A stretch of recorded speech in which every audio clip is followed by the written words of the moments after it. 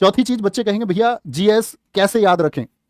GS कैसे याद रखें, ये बच्चों को ऐसे लगता है। देखो मैं एक बात कहता हूं आपसे हमेशा, याद रखने के लिए आप कभी जाना मुझसे 40 क्वेश्चन आप दिलवाएंगे हमको, हाँ मैं श्योरिटी देता हूं। आप मेरे हाथ से कलम छीन लेना, अगर क्वेश्चन मैं तुमको ना दिला पाऊं। अब आती है भैया, पहली बात आती है नोट्स कैसे बनाएं, बच्चों के दिमाग की बात। नोट्स पीडीएफ कैसे बनाएं। देखो नोट्स और पीडीएफ के लिए बच्चे मैं आपको दो चीजें सजेस्ट करता हूं। नोट्स हमेशा क्लास से सेल्फ नोट्स बनाएं और शॉर्ट नोट्स बनाएं जो आप समझ पाएं। बहुत ज्यादा सजाने की आवश्यकता नहीं है कि आप सजा रहे हैं, क्योंकि सजाया हुआ शायद काम नहीं आएगा। जो आपके यहां पर स्थिर हो जाएगा इस दिमाग से, जो आप सीख जाएंगे, जो यहां से आप रिवीजन कर लेंगे, वो सबसे बेहतरीन है। तो पीडीएफ आपको मिलेगी नो डाउट।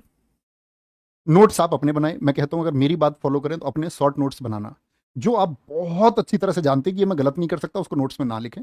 जो आपके लिए नया है वो नोट्स में ऐड करते रहें। तीसरी चीज कि भैया ये जो प्रैक्टिस सेट है ये दिल्ली पुलिस के लिए और आरपीएफ के लिए है। क्या हम किसी और एग्जाम के लिए, मान के चलो हम सीजीएल की तैयारी कर रहे हैं या एसएससी के किसी भी एग्जाम की तैयारी आप कर रहे हैं, या कोई भी स्टेट का एग्जाम है जो वनडे एग्जाम है उसकी तैयारी हम कर रहे हैं, तो भैया क्या इस प्रैक्टिस सेट से हम जुड़ सकते हैं? भाई जुड़ के देखो। ये सब के लिए कहीं ऐसा नहीं होता कि दिल्ली पुलिस एक विशेष जीएस पूछेगी तो सीएचएसएल एक विशेष जीएस पूछेगा।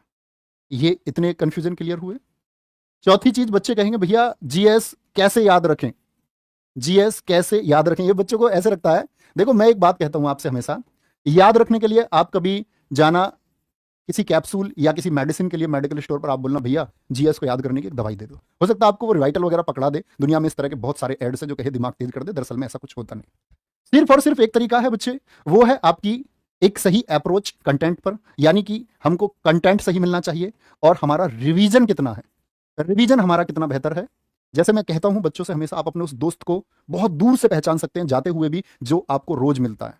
आप दूर से पहचान लोगे कि वो मेरा दोस्त है। लेकिन एक ऐसा आदमी जो आपको कई सालों से नहीं मिला, आपको उसको दूर से नहीं पहचान सकते, क्योंकि आप उसको देखते नहीं है। हम उसको सबसे ज्यादा जल्दी से पहचान पाते हैं। हमारे दिमाग में सबसे ज्यादा इमेज उसकी बन पाती है जो हमारे सामने ज्यादा होता है। जैसे हम अपनी सिस्टर, भाई, मम्मी, पापा, किसी को भी पहचान सकते हैं दूर से भी। यही जीएस का फंडा है। मतलब देखोगे कितना, जितना ज्यादा रिवीजन करोगे। और बोलते हैं किसी चीज का आपने अगर 2 से 3 बार रिवीजन किया है तो वो चीज स्थायी हो जाती है, इस मेमोरी में हमेशा के लिए हो जाती है। मल्टीपल, कहते हैं कि माइंड की मेमोरी मल्टीपल में काम करती है। पांचवी चीज आती है जो मैं बच्चों को हमेशा स्पेशल बताता हूं, स्कैन टेक्निक। मैं हमेशा अपने दोस्तों को सिखाने की कोशिश करता हूं कि ये जीएस को याद करने का एक शानदार तरीका, एड ऑन या बोनस आपके लिए हो सकता है। कैसे भैया? ये स्कैन टेक्निक क्या है? मैं बच्चों से ये कहता हूं कि मैं आपको बच्चे कुछ नोट्स प्रोवाइड करूंगा। मेरा काम है आपको कंटेंट देने का। मैंने आपको कंटेंट दे दिया एक बहुत अच्छा, और पेपर वहीं से आएगा नो डाउट।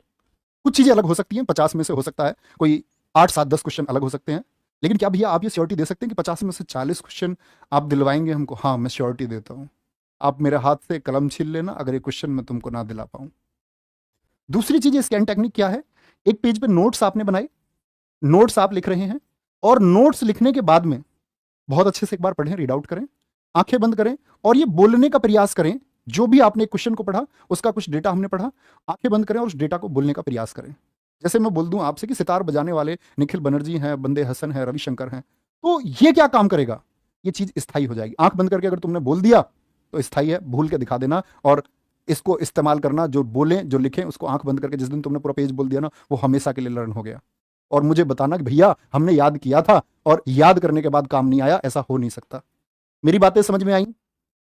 तो बहुत देर बातें हो गई और एक लास्ट टॉपिक पे बात कर लेते हैं। ऐसा